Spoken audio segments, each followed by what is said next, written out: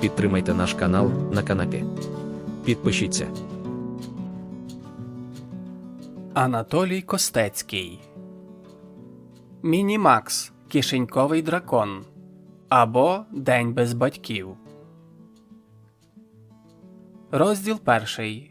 День починається. І треба ж було, щоб історія ця трапилась в останній день канікул – 31 серпня. Адже саме в цей день мільйони майбутніх школярів-початківців та шкільних ветеранів по всіх селах і містах переглядали начиння своїх портфелів, ранців та сумок, приміряли шкільні форми, годинами крутилися перед дзеркалами, востаннє перегортали поки що недоторкане чисті щоденники, готові вже завтра прийняти до себе все – від одиниці з мінусом і до п'ятірки з плюсом. Одне слово, це був останній день перед школою, з усіма його радощами, сподіваннями і турботами. І тільки Олег Валяйко, учень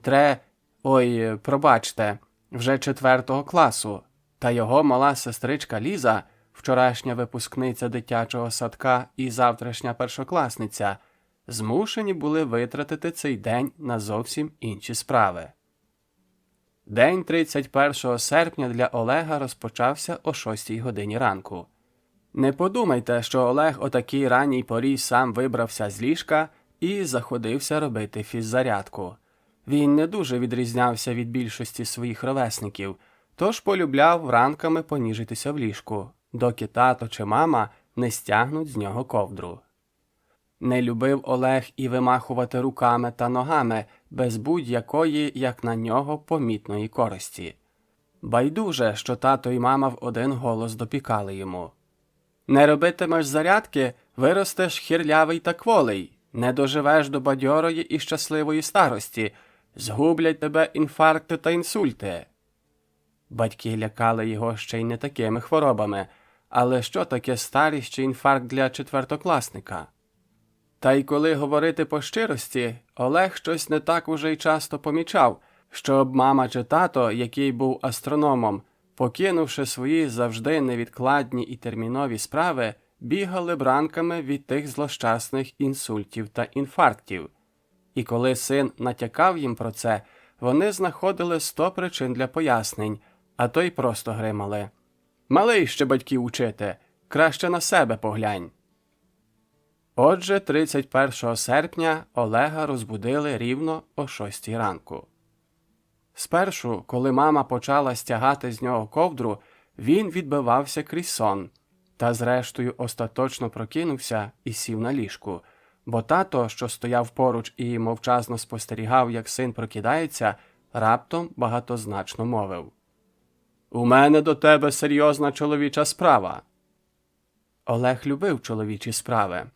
Правда, вони з татом у це поняття вкладали дещо різний смисл. Тато, коли йшлося про Олега, чоловічою справою чомусь вважав відвідини магазина та купівлю хліба чи молока. Олег же був переконаний, що чоловічі справи – це небезпечні мандрівки, космічні подорожі чи, в крайньому випадку, риболовля та полювання. Цього разу тато був такий серйозний, що Олег зрозумів – мова буде не про хліб чи молоко, а про щось таке справді важливе. Він хутко вистрибнув із затишного ліжка, помахав трохи руками, кілька разів присів, звичайно більше для тата, ніж для себе, і весело мовив: «Я слухаю тебе». «Так от», – почав тато здалеку, – «ти, я знаю, мужчина в мене серйозний, нелегковажний торохтій, і відчуваєш усю відповідальність ролі старшого брата». Олег трохи здивувався. Так батько починав розмову лише тоді, коли їм з мамою треба було йти в гості чи в театр, і хлопець мусив лишитися з Лізкою. Але зараз же вони не вдома, у місті, а в Круглику, на дачі. Та й о 6 годині ранку ні в гості, ні до театру не ходять. Але тато не дав йому глибоко замислитись, а відразу все пояснив. Ми з мамою їдемо додому. Мені треба на захист дисертації, а мама хоче спекти вам святковий пиріг. Ні, ні, замахав тато руками, коли побачив, що Олег збирається щось сказати. Не сперечайся.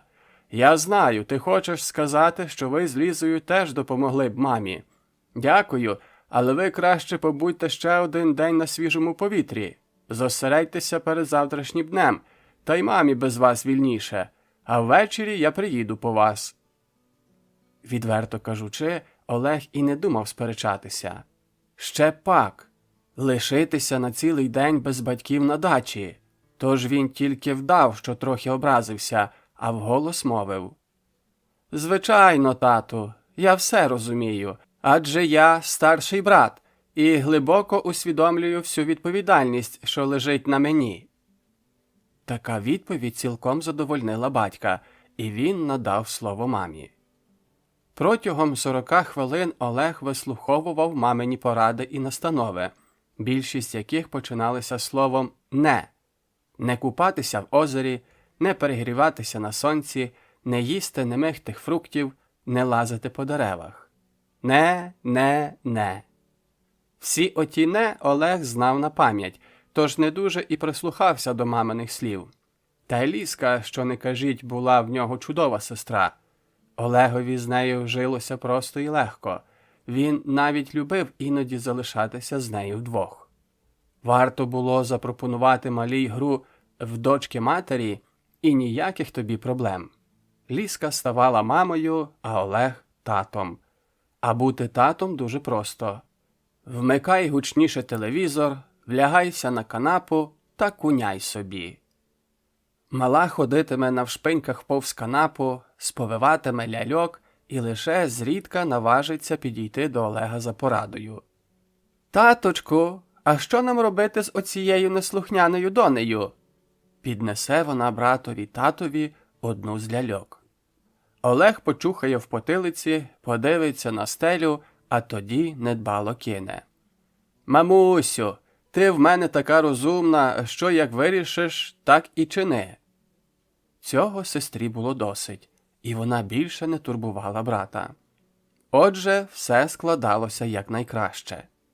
Нарешті батьки поїхали. День свободи розпочався. Розділ 2. Мінімакс 1. Якщо ви думаєте, що Олег тільки-но машина з батьками завернула в ліс, тут таки і забув про все на світі і стрімголов помчав до озера, ви глибоко помиляєтесь. Озеро в Круглику останнім часом зробилося неприступним. Ще тиждень тому на його берегах, порослих густим очеретом і луговими духмяними травами, можна було пограти в бадмінтон, поганяти м'яча або й скупнутися, а зараз до озера годі було потикатися. Тільки-но біля нього з'являвся хтось із дачників чи місцевих жителів, як з очерету вискакувала довготелеса бородата постать у гумовому плащі з капюшоном, насунутим на очі, наставляла допотопну мисливську рушницю і різким голосом наказувала: «Стій! Заповідна зона! Стрілятиму!» І хоча жителі Круглика, як місцеві, так і дачники, чудово знали, що рушниця ота не стріляла вже, мабуть, від часів Першої світової війни, бо належала ще дідові попереднього сторожа, та ризикувати не наважувались, і про всяк випадок тут же відступали. Отже, самі розумієте, мчати щодуху на озеро Олегові не було ніякого сенсу, та й сестра ще солодко спала. Будити малу Олег поки що не став. Нехай поспить востаннє досхочу.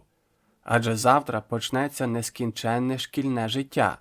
І вже не скоро Лізка зможе дозволити собі розкіш поспати. Це Олег чудово знав із свого особистого трикласного досвіду.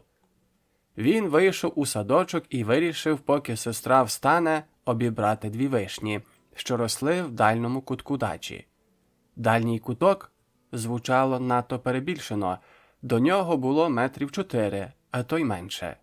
Взагалі, весь садочок складався з 2 яблунь, 2 вишень, однієї груші дички та заростей дикої малини замість паркану. Та й саме слово «дача» пасувало помешканню Валяйків так само, як, скажімо, слово «богатир» пасувало б худючому і кістлявому Олегові.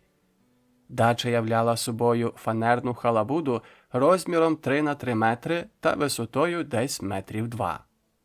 За покрівлю їй правила вкрита мохом дранка. Споруда мала невеличкі дверцята, у яких навіть ліска, заходячи, мусила нахиляти голову, та 2 віконечка, такі манюні, що коли б Олег захотів крізь одне з них вистромити голову, то не мав би ніякої гарантії, що зможе втягти її назад.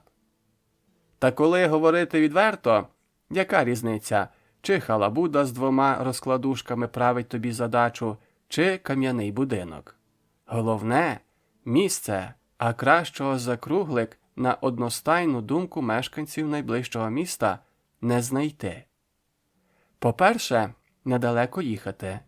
По-друге, ліс та озеро. По-третє, досхочу свіжого повітря. Одне слово, не круглик, рай земний. Олег спритно здерся на вишню і вже тут, на самому вершечку гнучкого дерева, відчув, що день без батьків почався.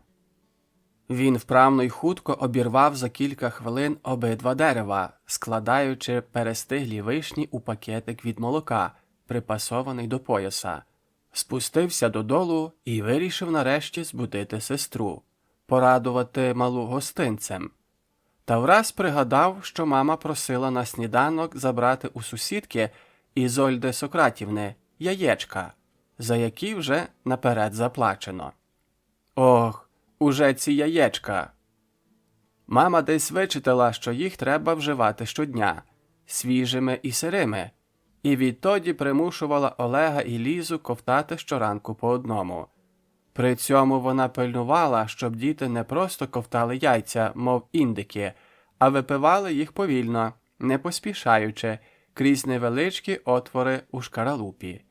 Ще й наспівувала їм якесь нібито давньоанглійське прислів'я. Це прислів'я в татовому перекладі звучало приблизно так. «Хто починає день з яйця, здоровим буде до кінця». Олегові не дуже подобалось слово «кінець». Воно ніби натякало на смерть, але він мовчав. Бо яка різниця, від чого помреш? Від щоденного споживання сирих яєць чи від інфаркту? З його точки зору, смерть від інфаркту навіть краща. Вона, принаймні, нічого не коштує. А за кожне свіже сире яйце Ізольда Сократівна, колишня власниця їхньої дачі, а теперішня сусідка, лупила по 3 магазинні ціни. Олег підійшов до заростей дикої малини, що відділяла їхню дачу від чималого будинку сусідки, і покликав. «Ізольдо Сократівно! Це я, Олег! По яєчка!» Курник, що нагадував собачу будку і тулився до порога сусідчиного помешкання, відразу ж відчинився. Із нього спритно вибралася дамочка років 50 у картатій хустині і плюшевому чорному жакеті. Вона тримала в руці 2 яєчка. Щільно причинивши за собою дверцята курника, вона всміхнулася до хлопця. «Ось, дитинко, свіжесенькі, аж теплесенькі, щойно з-під курочки!» І простягла Олегові яєчка, завбільшки скоріше з голубині, ніж курячі. «Цікаво було б хоч раз поглянути на її курей», – подумав Олег. Сусідка чомусь ніколи не випускала їх із курника. Інколи з нього долинало слабеньке квоктання, але які на вигляд оті дивовижні, можна сказати, карликові кури, досі ніхто не бачив. Мабуть, таки справді то була якась рідкісна мексиканська порода, як запевняла Ізольда Сократівна своїх покупців, бо яйця від сусідчиних курей купувало чи не все дачне населення Круглика. А хіба звичайна курка може знести за день кілька десятків яєць? Та ніколи в житті. Олег чемно подякував сусідці і поспішив додому. звідки вже чувся спів Лізки. Сестра проснулася сама і, мабуть, чепурилася перед дзеркалом, яке тато на прохання мами нарешті повісив учора на вхідних дверях. «Привіт, школярко!» – посміхнувся до сестрички Олег. Що не кажіть, а він дуже любив Лізку. Мала, білява, з великими бурштиновими очима, вона була дуже симпатична. Брат жартома смикнув її за кумедну кіску і поквапив. «Швидше вмивайся, снідати будемо». «А де мама і тато?» – здивувалася Лізка. Олег розповів їй, що тато з мамою поїхали до міста і щедро змалював усі переваги дня без батьків. На його подив, сестрі вони чомусь не здалися такими вже і заманливими, і вона промовчала. Брат, весело насвистуючи, налив у невеличку каструльку води, вийшов у садок, де містилася їхня кухня, і поставив яєчка варитися. Кухня із газовою плиткою на 2 конфорки була обладнана у фанерному ящику від рояля. Ящик подарував татові один із його знайомих. «Ти що робиш?» – округлила очі сестра. «Адже мама забороняє варити яйця». «Заспокойся!» – відмахнувся Олег. «По-перше, мами сьогодні нема. По-друге...» Тут Олег вирішив схитрувати і скористатися прийомом, до якого вдавався тато, коли Лізка відмовлялася щось їсти. «Я недавно прочитав у журналі «Здоров'є», що жінки, які мріють стати кіноактрисами, повинні хоч раз на місяць їсти варені яйця». «Чому?» – недовірливо поцікавилась Ліза, яка, мабуть, уже з колиски спала та бачила себе на великому екрані. «Бо варений білок, не кажу вже про жовток, активно сприяє гостроті зору.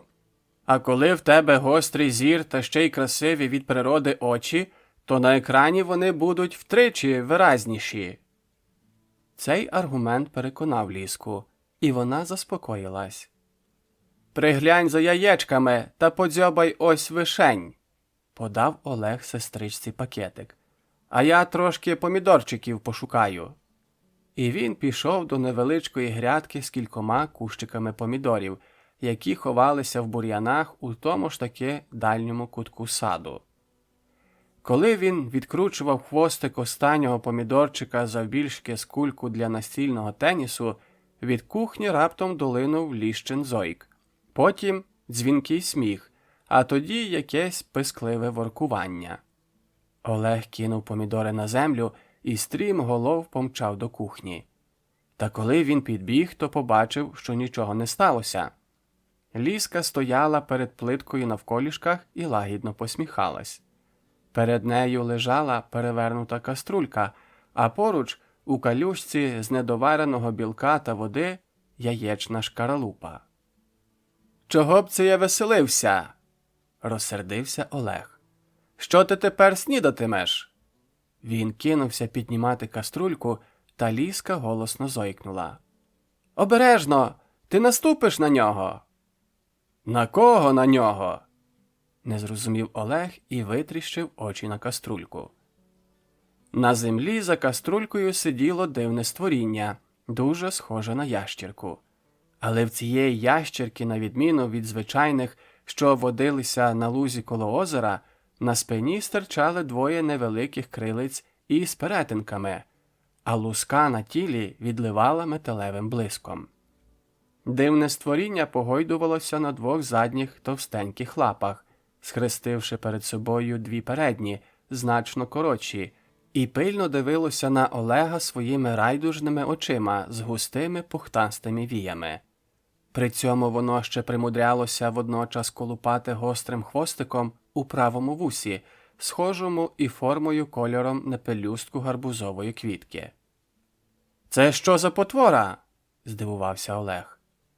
«Дракончик!» – весело відказала Лізка і, присівши навпочіпки, мізинчиком почухала потвору за лівим вушком.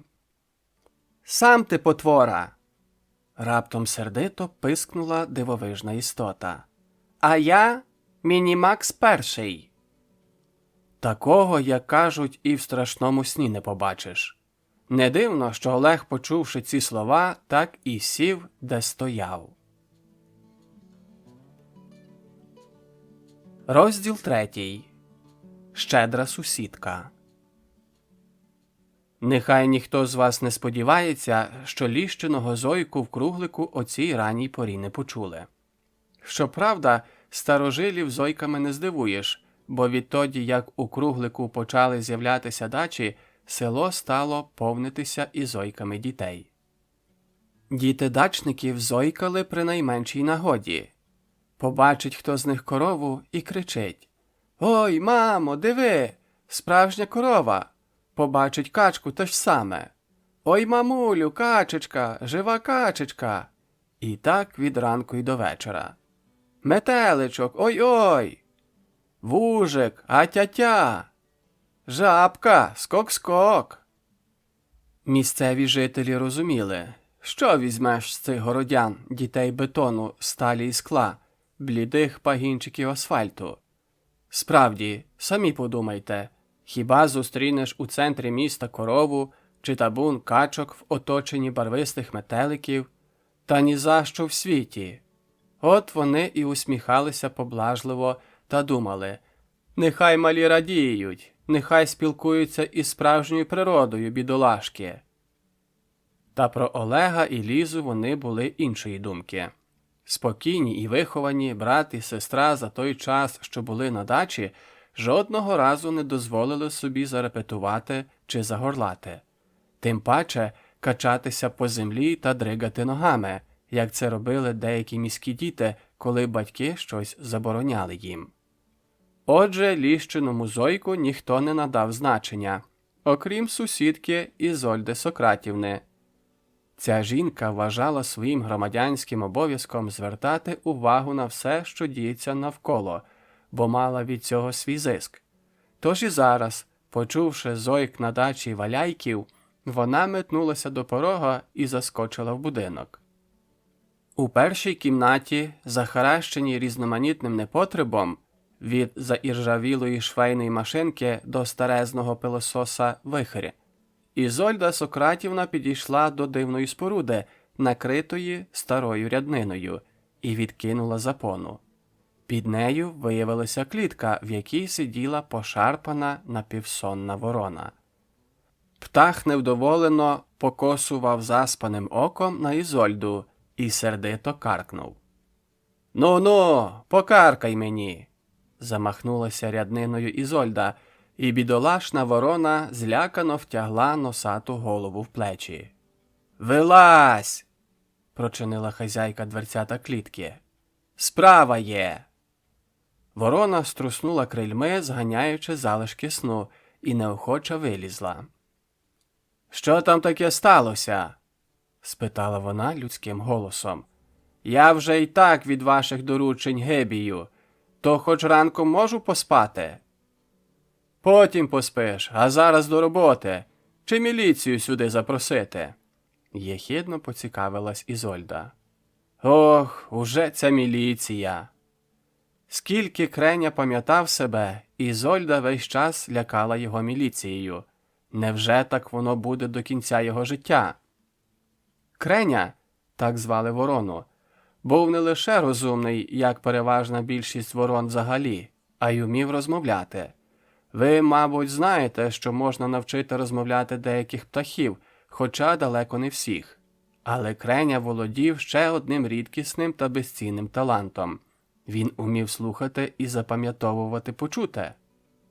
Та про Креню згодом, а зараз трохи про саму Ізольду Сократівну. Вона прижилася в круглику якось непомітно і ненав'язливо.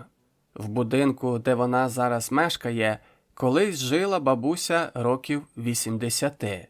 Така собі бабка-кульбабка, яку всі називали просто Митрофанівною. Коли перші дачники почали торувати стежки до круглика і зводити там оселі, з'явилася і Ізольда Сократівна. Ніхто не звернув уваги на цю досить чепурну дамочку у капелюшку з пір'ячком. Місцеві жителі думали, що вона теж дачниця, а дачники вважали її тутешньою. Гадали, що народилася вона в Круглику, переселилася згодом у місто і тепер просто наїжджає до своєї колишньої домівки. Але в Ізольди Сократівни була чітка мета – безкоштовно заволодіти будинком у Круглику, а свою міську двокімнатну квартиру залишити єдиному синочку – Вайлуватому Борисові, або, як кликала його мати, Бобчику, приймальникові з Клотари. От і почала Ізольда вчащати до Круглика, до хати бабусі Митрофанівни.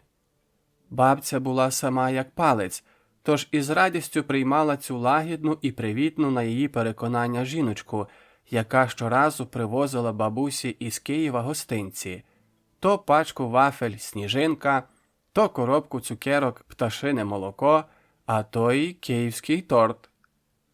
Якось непомітно для місцевих жителів візити Ізольди перетворилися на майже постійне перебування в Круглику. І одного чудового дня Митрофанівна заявила сусідам, що Ізольда Сократівна – її далека родичка. Тепер ця родичка нарешті знайшлася і житиме в неї, а хату свою Митрофанівна, як помре, залишить Ізольді у спадщину. Сусіди пораділи за Митрофанівну. Хоч якісь родичі знайшлися, зігріють останні роки бабці. І невдовзі хата була переписана на ім'я Ізольди. Тепер до Круглика став учащати і Бобчик. Щоразу він привозив своїй любій бабусинці, як він величав Митрофанівну, величезний на 3 кілограми подарунковий київський торт. А Митрофанівна, котра за все своє довге трудове життя не те що торта, а й тістечка, мабуть, не бачила і не куштувала, як то кажуть, дірвалася. І хоча пожадливою її ніхто не міг назвати, старенька ладна була віддати останню сорочку тому, хто потрапляв у скруту, але від торта відмовитись не могла. Кожного разу, коли Бобчик приїжджав з тортом, Митрофанівна поважно сідала за великий березовий стіл у дворі і здоровенною дерев'яною ложкою починала уминати цей шедевр кулінарного мистецтва, запиваючи козячим молоком. В ці хвилини старечі зморшки на її обличчі розгладжувалися, вицвілі від часу очі знову вигравали яскравими синіми бісиками. Та ось перед Новим роком Митрофанівна наказала довго жити. Ховав бабцю весь Круглик. Люди говорили належні в таких випадках слова. Бабусі трішки поплакали, згадуючи минуле.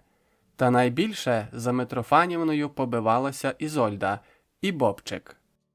Правда, злі язики за їхніми спинами плескали, що саме вони своїми подарунковими тортами звели Митрофанівну в могилу.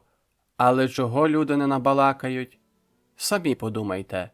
Чи вмирали ви, якщо вам траплялася нагода укоськати цілий торт?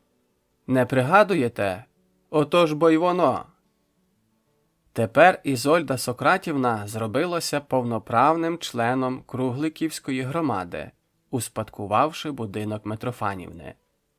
Місцевих жителів трохи здивувало, що Ізольда відразу ж почала обносити щільним височенним парканом свою нову садибу. І коли дільничний інспектор поцікавився, навіщо, Ізольда пояснила, вона, мовляв, збирається завести кілька курочок. «А вони ж такі капосні», – сказала вона, – «почнуть усюди нишпорити, квіточки у наших дачників видзьобувати, а паркан буде, і квіточки ростимуть спокійно». Цей аргумент усім припав до серця. Бач, виявляється, яка чуйна людина. У першу чергу дбає не про себе, а про інших. Скоро всі дізналися від Ізольди, що вона вирішила теж розводити квіти. І знову ж таки для людей. Гляньте, скільки у нас молоді одружується. А свят оно скільки. День меліоратора, день геолога, день машинобудівника. Годі й полічити. Що не аркуш у календарі, то якесь свято. І до кожного свята людям потрібні квіти. І всі кругликівці одностайно погодилися з нею. Щоправда, вирощені квіти Ізольда чомусь не здавала в квітковий магазин, як з її слів збиралася чинити, а сама продавала на міському ринку. Деякий час Ізольда двічі на день рейсовим автобусом возила квіти у відрі, обмотаному марлею. Та скоро за нею і за квітами почав приїздити на власних «Жигулях» Бобчик. Злі язики знову потякали, що, мовляв, машину придбано за гроші, виручені від квітів. Та Ізольда всім легко довела, що Бобчик виграв «Жигулі» у спортлото. І всі знову пораділи такому щастю новоспечених кругликівців. А цьогорічної весни Ізольда приїхала до Круглика з татом Олега і Ліски. Вона познайомилася з Валяйком-старшим на базарі. Той на 8 березня купував у неї квіти. Вони почали, як ведеться, торгуватися, а там, слово за слово, заговорили і про Круглик. Ізольда довідалася, що Валяйко давно мріяв про невеличку затишну дачку, де можна було б спокійно відпочивати від міської суєти, вивчаючи незадимлене небо. Тут же в Ізольди виникла на її думку блискуча ідея. Вона умовила тата відвезти додому квіти, потім забрати її з ринку і разом навідатись в Круглик. «Є варіант!» – загадково всміхнулася вона. А коли вже в Круглику незрівнянна Ізольда Сократівна, як почав величати її астроном Валяйко, запропонувала йому віддати під дачу споруду, де колись мешкала коза Митрофанівни, тато ледь не заплакав від її людської щедрості і безкорисливості. Ізольда всім казала, що Валяйко пропонував їй гроші, але вона й слухати не схотіла. Вважала, що для неї і так велика честь і насолода, якщо її сусідом буде справжній астроном, знавець космічних глибин і таємничих порухів зірок. Зрештою, тато привіз маму, і вона лишилася в повному захваті як від незрівняної Ізольди Сократівни, так і від дачі. Того ж пам'ятного дня Валяйки завезли на омріяну дачку свої речі, а влітку, коли Олег повернувся з піонерського табору, і дітей. Такий королівський жест ще вище підніс авторитет Ізольди в очах кругликівців, і тепер вона зробилася чи не найповажнішою людиною в селі, чого і прагнула весь час. Та коли б хто зазирнув у щедру і безкорисливу душу цієї жінки глибше, то побачив би там зовсім інше. Розділ 4. Таємниця Ізольди. А тепер час розповісти, як жила Ізольда Сократівна насправді. Якщо перша кімната, в якій вона приймала своїх не дуже частих гостей, виглядала захаращеною і неохайною, то друга, дальня, була навпаки розкішною. Увійшовши до неї крізь маленькі, майже непомітні дверцята в тому ж темному кутку, де стояла клітка крені, відвідувач був би приголомшений ще на порозі. Стіни кімнати щільно затуляли східні килими ручної роботи. Яких тільки візерунків тут не було. Око дивували і тішили різнокольорові казкові жар-птиці. Гнучкі діви в шароварах вигиналися в загадковому танку. Дивовижні хімерні створіння сходились у герці, а над ними в бірюзовому небі гойдалися екзотичні риби з хвостами і плавцями, як у павичів. На підлозі теж лежав килим, у ворсі якого нога тонула трохи не до коліна. По кутках кімнати стояли старовинні крісла з витими поручнями у вигляді змій із роззявленими пащами. А на всю бічну стіну простяглася так звана посудна гірка, що віддалено нагадувала сучасний сервант. Гірка ця була із справжньої карельської берези, оздоблена пацьорками, виблискувала дзеркальними задниками, в яких відбивалися прим'якшені кольори музейного кришталю і порцеляни. Посеред кімнати, як центр усього цього дива, стояв столик червоного дерева із скрученими гнутими ніжками, які прикрашало різьблення у вигляді виноградної лози. На столику тьмяніли два бронзові старовинні підсвічники у формі атлантів, котрі у своїх могутніх руках, які згодилися б для роботи вантажників на залізниці, тримали товсті свічки з воску вишневого кольору. До цієї кімнати Ізольда Сократівна заходила лише пізнього вечора, скінчивши всі свої буденні клопоти. Розпродаж яєчок дачникам, догляд за квітами, дружні балачки з сусідками про погоду і міжнародне становище. Але перед тим, як зайти, вона старанно готувалася. Скромне сатинове плаття і плюшевий чорний жакет летіли в темний куток першої кімнати, щоразу лякаючи креню. Замість цього ганчір'я вона вдягала розкішний атласний халат з малюнками, що пасували кольорами до килимів. Замість босоніжок на гумовій підошві за 4 карбованці 37 копійок Ізольда Сократівна взувала вишиті золотою ниткою капці, облямовані хутром нерпи, ціну яких навряд чи зміг би точно визначити навіть найкращий прийомщик комісійного магазину. А на старанно вимиті і змащені дорогим французьким кремом руки настромляла коштовні персні з діамантами. Наприкінці вона робила зачіску. Ізольда збирала волосся, ще густе і чорне, мов пір'я, у крененому хвості, в тугий жмут на потилиці, заколювала його черепаховим гребінцем і лише тоді повагом прочиняла заповідні дверцята. Зручно вмостившись в одному з крісел, Ізольда відкривала приховані за килимом від стороннього ока дверцята стінної шафи. На перший погляд можна було здивуватися. Серед такої розкоші і звичайнісінька тобі стінна шафа-комірчина з нефарбованими сосновими полицями, ущерть завантаженими півлітровими банками з варенням. Але це тільки на перший погляд. Ізольда розсувала у першому ряді банки з варенням, і за ними відкривалися теж банки, закатані металевими кришками. Та в цих банках зберігалося не варення з яблук, вишень чи слив. У цих банках лежали гроші. Як і кожна дбайлива хазяйка, що наклеює на закручену банку з варенням папірець і на ньому пише сорт варення і коли його зварено, так само Ізольда Сократівна закручувала в півлітрові банки купюри у 10, 25, 50 і 100 карбованців. Робила на банках наклейки з медичного пластеру і теж щось писала на ньому червоним фломастером.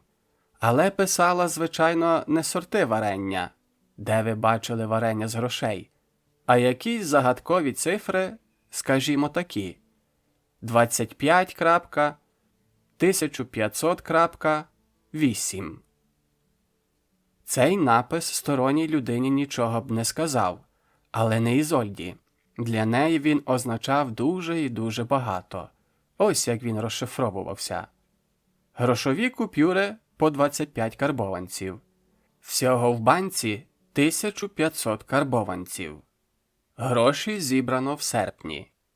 Гроші в банки Ізольда закручувала з багатьох міркувань. По-перше, в банках, на відміну від ґрунту, печер чи інших традиційних схованок для скарбів, вони не псувалися. По-друге, так під виглядом варення банки не привертали зайвої уваги, в разі чого. По-третє, якщо треба буде кудись переїхати, банки легко можна завантажити в ящики, котрими Ізольду Сократівну запросто забезпечив би синочок Бобчик, адже для приймальника склопосуду це дрібниця. І по-четверте, і це головне, слова «банка» та «банк» здавалися Ізольді близько спорідненими. Як їй це не було прикро, але в нашій країні приватних банків нема, та й не може бути. Якщо у вас є зайві трудові гроші, ви можете тримати їх у будь-якій із численних ощадкас. Ізольда ж ощадкаси обминала 10-ю дорогою, бо гроші, які вона мала, були далеко не трудові. От вона і надумала влаштувати собі свій власний потаємний банковий банк, як Ізольда його називала. Банк Ізольди Сократівни налічував уже стільки банок, що потребував переобліку та інвентаризації. Жіночка давно збилася з рахунку. От вона й збиралася взимку, коли роботи поменшає, зайнятися цією справою, а поки що не дуже сушила собі голову. Та й приємно було мати стільки грошей, що й полічити непросто. Ще сподівалася вона придбати для підрахунку грошей міні-комп'ютер, та зіткнулася з непередбаченими труднощами. Комп'ютери, як виявилося, продавали тільки державним установам та організаціям. Такий хід справ трохи образив Ізольду. «Ач які! Звичайні школярі, яким іще треба таблицю множення вчити, і ті можуть собі спокійно і безкоштовно обрахувати свої задачки на комп'ютерах, а вона, можна сказати, мільйонерша, мусить користуватися допотопною рахівницею». Та Ізольда поки що не дуже і побивалася.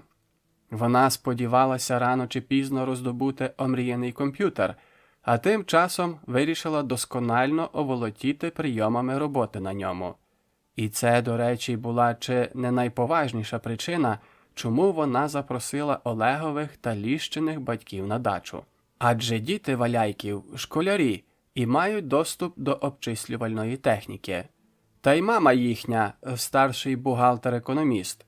Тож Ізольда спершу підучиться в них, а там, гляди, і комп'ютером десь розживеться. У цьому їй допоможе Бобчик.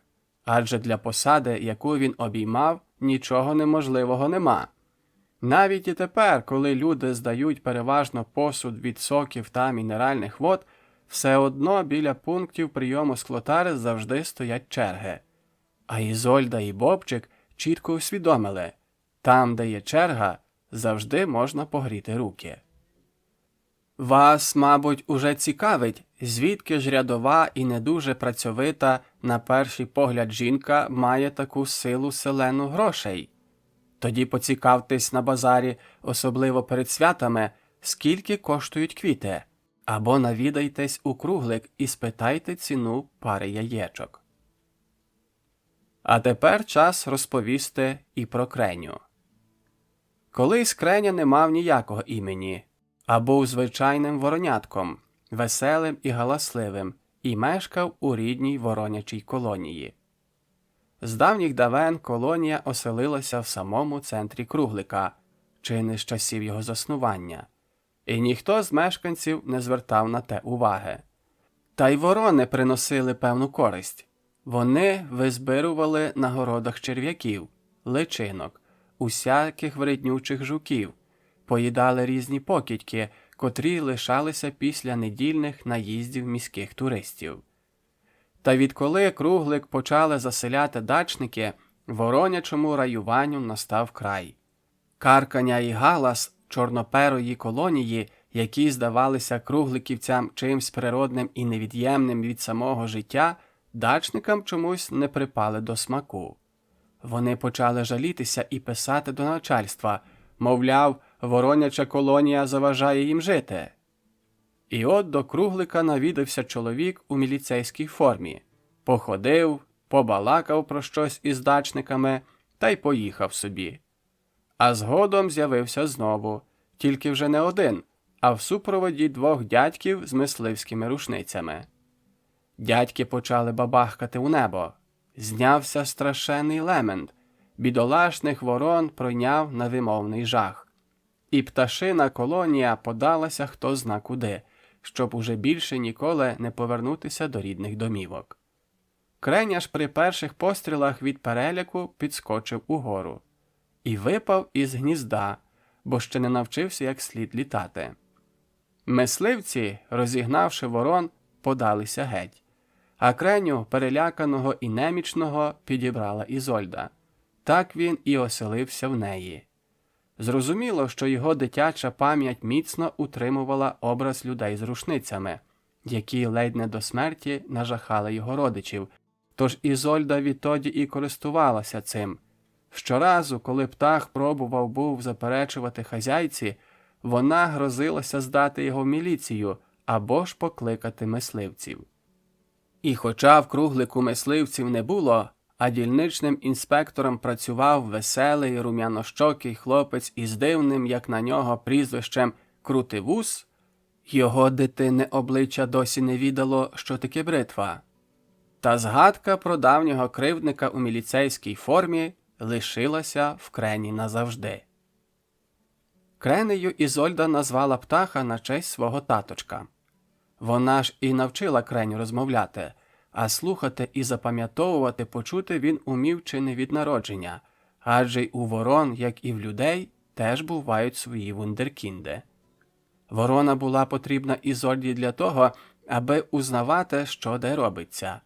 Вона примушувала Птаха літати по Круглику, підслуховуючи плітки і чутки, та переповідати їй.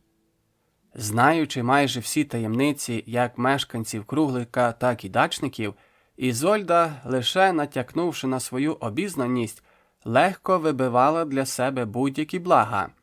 То мінеральні добрива для квітів, то нові дошки для паркану, а то й письмову подяку для свого Бобчика за сумлінну роботу у сфері обслуговування.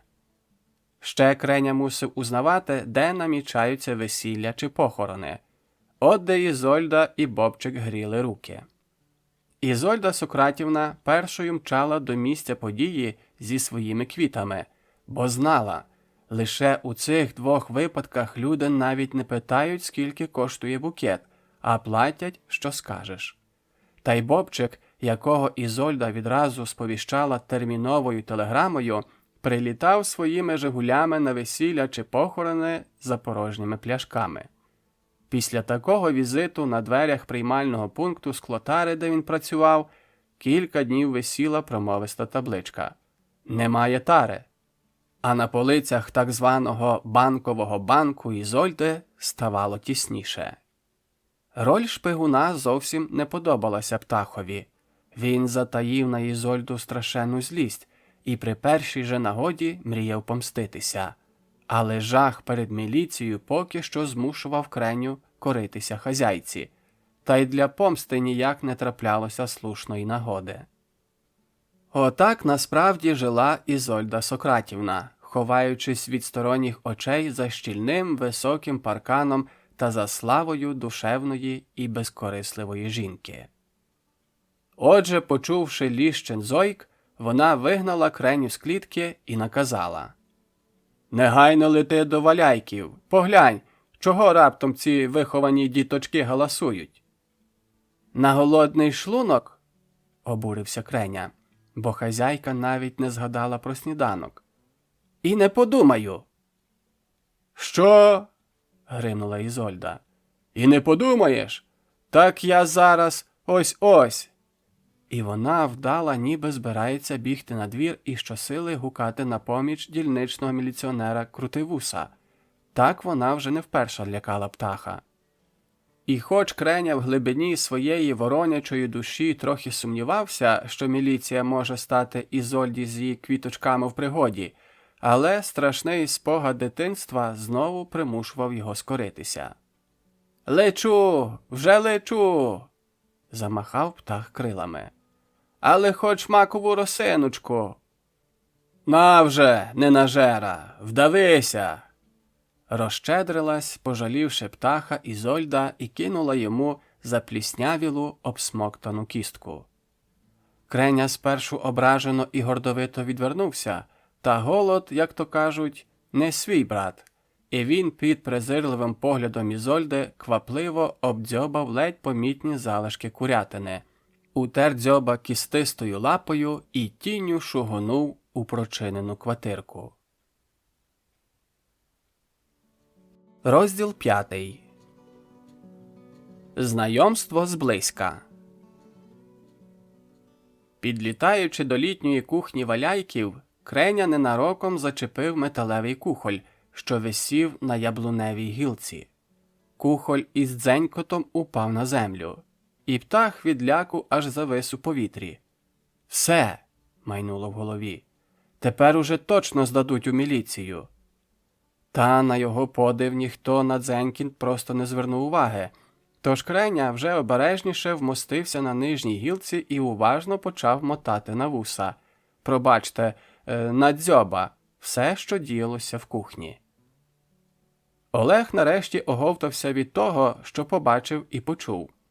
Він підвівся із землі, підсунув до себе низенький дерев'яний ослінчик, вимкнув газову плитку, в балоні вже кінчався газ, і вирішив докладно з'ясувати, що ж трапилось. «Прошу вибачити», – звернувся він якомога спокійніше до крилатої ящірки, що вміла говорити.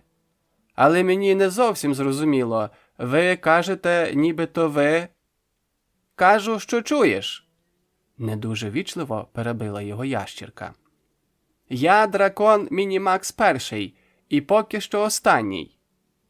При цьому ящірка-дракон гордо розправила крильця і кумедно настовбурчила рогові лусочки на мордочці та колючки на довгому зеленому хвості.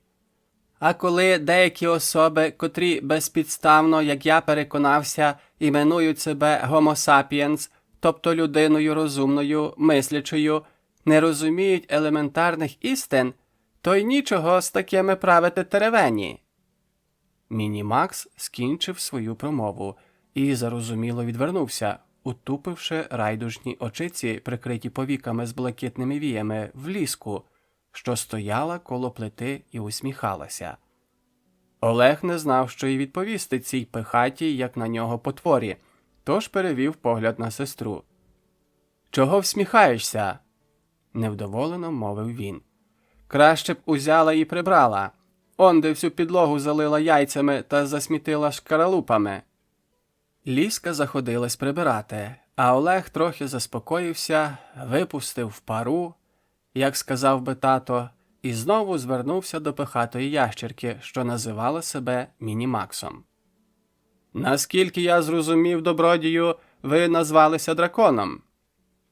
«Точніше не скажеш», – глузливо посміхнувся Мінімакс, якщо припустити, що маленькі крилаті ящерки вміють посміхатися. «Але наскільки я знаю, – вів далі Олег, – про драконів наукових даних нема. Хіба що в казках чи билинах є згадки про них. Але то вигадки, та й ви пробачте мені щось не дуже схоже на тих драконів, про яких мені довелося чути і читати. Справжні дракони – це велетенські створіння, які дихають полум'ям. Ви ж на вигляд звичайнісінька ящірка, хіба що з крильцями». «От я зараз тобі покажу ящірку!» – пискляво вигукнув Мінімакс. «От зараз ти побачиш у мене!» І він просто на очах у вкрай переляканого Олега почав рости. Ось Мінімакс збільшився до розміру морської свинки. Ось він уже переріс кота. Ще трохи і... Олег, навіть не уявляючи, що може бути далі, так стиснув руки, що хруснули пальці. Та раптом Ліска, ця весела, балакуча Ліска, сміливо підскочила до ящірки, обняла її за лускату шию, притулила свою золотаву голівку до гостровухої голови дракончика і ніжним голосочком, якого Олег від неї досі не чув, прошепотіла створінню у самісіньке вухо. «Мінімаксику, любий, заспокойся, будь ласка, невже ти не бачиш? Братик жартує». «Хороші жарти», – подумав Олег та вголос нічого не сказав. «От так ковтне тебе ця потвора, навіть черевиків не знайдуть». Ліска ще міцніше притулилася до дракончика. І той, на превелике здивування Олега, відразу почав меншати. Зменшившись до розміру звичайної ящірки, він сказав: «Та хіба я що? Я нічого. Але ж він перший почав». Мінімакс махнув колючим хвостом на Олега. «Чого він ящіркою дражниться? Я ж не кажу йому нічого образливого, хоч він теж не Котигорошко чи, скажімо, не Добриня».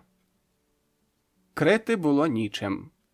Олегові справді до могутньої статури наших славетних казкових богатирів було дуже далеко. Худющий, аж кістки полічити можна. Він ще й горбився так, що лопатки випиналися з-під майки, наче з них ось-ось вибрунькуються крила. Влучне спостереження нікчемного дракона не просто образило хлопця, а й змусило замислитися. Він зразу ж дав собі слово зайнятися зарядкою вже не для батьків, а в першу чергу для себе. «Звідки ти знаєш про Котигорошка й Добриню?» – поцікавився Олег і навіть не помітив, що перейшов на «ти». «Мені та не знати», – буркнув дракончик. «Ваші богатирі стількох моїх предків марно понищили, і не злічити. Силу їм, бачте, дівати було нікуди. Ворогів землі руської мало. Так давай мідь свою на бідолашних дракончиках випробовувати. Гатити, чим попало їм по головах. Хто довбнею, хто палицею залізною, а хто й мечем». І раптом гірка сльозина викотилася з райдужного ока дракончика. «Мінімасику, не плач!» – погладила його мізинчиком по голівці Ліска, а Олег додав: «Не побивайся, то минулося». Він, коли говорити по щирості, не дуже вірив дракончику, але побоювався, що Мінімакс розсердиться і знов почне рости. Олег уже переконався в його дивовижній властивості. Варто було роздратувати чи образити дракончика, як він відразу ж починав більшати. І до яких розмірів він міг виростати, Олег не уявляв, а експериментувати йому аж ніяк не хотілося. Зате, коли дракончику сказати кілька лагідних слів, підлеститися компліментом та ще й приголубити, він відразу зменшувався до розмірів звичайнісінької ящірки. Особливо добре на Мінімасика впливала Ліска, до якої дракончик увесь час, поки точилася розмова, горнувся і тулився, мов кошеня. «А звідки в тебе таке ім'я?» Олег вирішив з'ясувати все, а заодно і перевірити своє припущення. «Просто я можу меншати чи більшати, як захочу. Міні – це від слова мінімум, тобто маленький, а макс – від максимум, що означає великий». «І до яких розмірів ти можеш більшати? Може, як слон?» – усміхнувся Олег. «Зараз побачиш». Грізно відказав Мінімакс і почав так швидко рости, що відразу сягнув Ліщиного плеча. «Стривай!» – вигукнула Ліска. «То Олег просто так не подумав, а ти відразу…» «Нехай думає!» – кинув Мінімакс і знову зменшився, а Олег звернувся до дракончика вже зовсім запобігливо. «Вибач, більше не буду. Я ще хочу спитати, чому ти не просто Мінімакс, а Мінімакс перший? Адже порядковими номерами називали тільки королів та царів». «Ніякий я не король і не цар», – відмахнувся Мінімакс. «Просто я перший з нової експериментальної серії драконів типу Мінімакс». «Що за серія? Що за тип?» – здивувався Олег. «Та й взагалі, звідки нарешті ти тут узявся?» Мимоволі вихопилося у нього питання, яке, мабуть, варто було задати найпершим. «Звідки?» – передражнив дракончик. «Звідти!» – махнув хвостиком на яєчну шкаралупу, зметену Ліскою в невеличку кубку. «Невже з яєчка?» – не повірив Олег. «А то ні!» – усміхнувся Мінімакс. «Адже всі дракони з'являються з яєць. Там наш початок і кінець». Олег, усе ще не дуже вірячи драконові, нахилився і підняв шкаралупки. Частина з них відразу розсипалася в його руках, але дві половинки, наче розрізані навпіл, були цілісінькі. Олег тихенько натис на одну. Нічого. Тоді дужче. Теж нічого. Тоді він затис шкаралупку між долонями і здавив так, що аж почервонів від зусилля. Мінімакс, який пильно спостерігав за хлопцем, хитрувато підморгнув Лісці і глузливо кинув. «Дави, можеш навіть молотком вгатити чи під трактор покласти, все одно не розіб'єш. Адже це не проста шкаралупка, а драконяча. Ні до молотка, ні до трактора Олег, зрозуміло, не вдався. Видно, і справді шкаралупа була незвичайна. Він хотів був кинути її в сміття, як раптом на одній з половинок помітив червоний штамп, схожий на той, що ставлять на магазинних дієтичних яйцях. Іншим разом це не привернуло б уваги хлопця, але ж яйця кипіли. А Олег знав, що в окропі фарба змивається. На цій же шкаралупці штамп був, як новенький. Олег уважно придивився до нього і голосно прочитав: «Дракон типу Мінімакс. Експериментальна серія. Інвентарний номер 1». «Ну й ну», – подумав хлопчик, – «мабуть, і справді ця ящерка не обманює. А може, це наші кібернетики щось нове винайшли?» – блиснула думка. «Може, яйце випадково потрапило від них до курника Ізольди? Адже інститут кібернетики не так уже й далеко від круглика. Виходить, Мінімакс – штучний, а не справжній. Така собі кібернетична іграшка». Думка сподобалась Олегові, і він вирішив перевірити своє припущення. «От я тобі дам, іграшка! От я тобі перевірю!» – аж скипів Мінімакс. «Ти гадаєш, я не знаю, про що ти подумав?» Мінімакс випручався з ліщених рук і стрибнув Олегові на коліна. «Ось, помацай!» Дракончик тицнув йому в руку свого колючого хвоста. «І тут! І ось тут!» Він підставляв під Олегові тремтячі пальці то ніс, то крильця. «Краще! Краще мацай! Ну як, пересвідчився?» Олег присоромлено мовчав. Він переконався, Мінімакс був живий-живісінький, справжній-справжнісінький. «Отож бо й воно!» – гордо мовив дракончик і, зістрибнувши з колін ошелешеного і враженого хлопця, повернувся до Ліски, яка нишком хихотіла в кулачок. Олег здивувався. Телепат, думки читає. І вирішив більше не сумніватися в існуванні дракона Мінімакса першого. «Ти переконав мене остаточно», – сказав він уголос і запитав. «А що означає цей напис?» «Дрібниці. Кожний тип дракона з'являється лише в одному примірнику. Він повертається на землю». «Як повертається?» – перебив Олег. «То вже наша драконяча справа», – ухилився від відповіді Мінімакс і повів далі. «Так от, він повертається на землю, бо тут наша прабатьківщина, і обертається на яйце. Потім новий дракон вилуплюється на світ, щоб пройти підготовчий період росту. Після цього він повертається додому. Там його перевіряють, і якщо він пройде всі необхідні випробування, його розмножують. У цьому дракони між іншим відрізняються від вас, людей, яких розмножують без попередніх випробувань.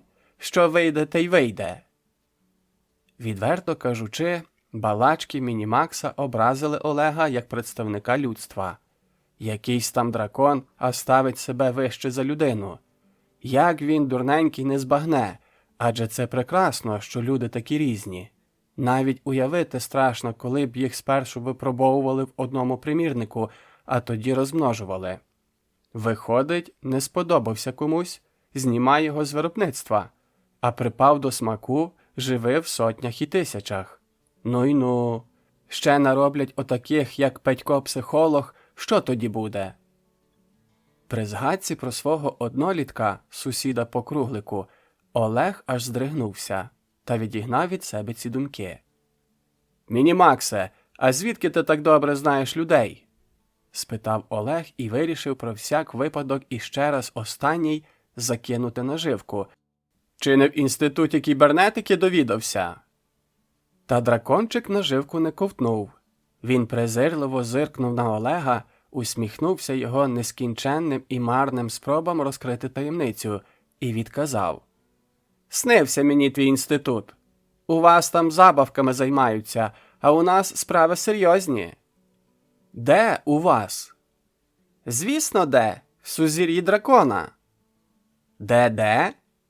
В один голос перепитали брат і сестра. Сузір'ї дракона, повторив Мінімакс. Там, де ми всі живемо.